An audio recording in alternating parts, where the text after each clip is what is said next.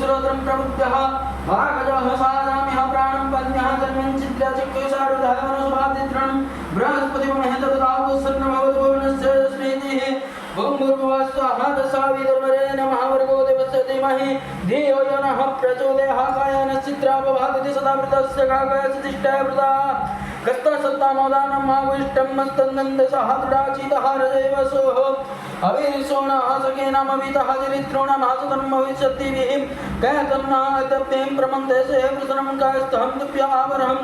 इन्द्रः विश्वसराजति सन्नासं दीपदे साधुष्पदे सन्नमिश्रमासवर्णः सन्नभवतु दुष्मः सन्नो इन्द्र बृहस्पति सन्नो विष्णुरुक्रमः सन्नो वातभवताः सन्नो मित्तः शुद्धः सन्नः कनिक्रन्दः देवः पज्जन्नोः अयर्षतः आहानि सम्भवन्तु नासङ्कुरात्रिः प्रतिदियः सर्वो इन्द्रग्ने भवतमावेहि सर्वो इन्द्रवर्णत्वय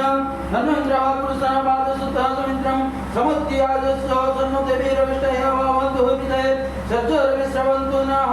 सन्न पृथ्व्यन्नवः नन्क्यरः निवेशः यच्छान सर्वं सुप्रजम् अपहितमय भुवन्तान विद्यातः मयराणं चिकित्से